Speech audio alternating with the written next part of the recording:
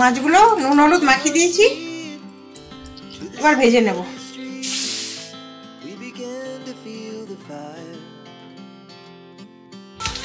মাছ ভাজা হয়ে গেছে, এবার মাছগুলোকে তুলে নিচ্ছি। মাছ ভাজা তেলেই আমি তেজপাতা দিয়ে দিলাম, দারচিনি এলাচ দিয়ে দিলাম, একটু জিরা দিয়ে দিলাম, দিয়ে টমেটো কুচি দিয়ে দিলাম। টমেটো ভাজা হয়ে গেছে, এবার পেঁয়াজের পেস্ট দিয়ে দেবো, রসুনের পেস্ট দিয়ে দেবো, আদা বাটা দিয়ে দেবো, জিরার গুঁড়ো দিয়ে দেবো, হলুদের গুঁড়ো দিয়ে দেবো, লঙ্কার গুঁড়ো দিয়ে দেবো, সামান্য জল দিয়ে মশলাটাকে একটু কষিয়ে দেবো।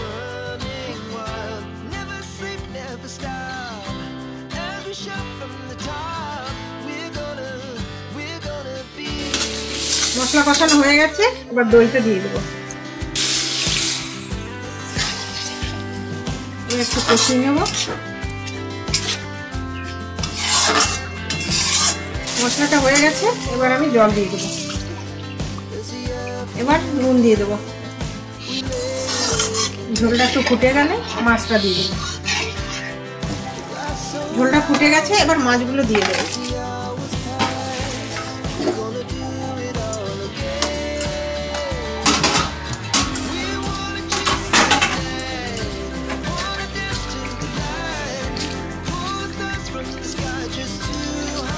সামান্য চিনি দিয়ে দেবো,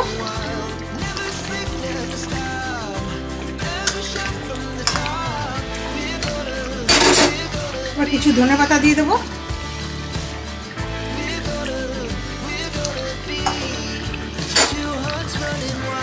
আমার দই কাতলা পুরো রেডি। এইভাবে বানিয়ে খাবেন, খুবই ভালো লাগবে।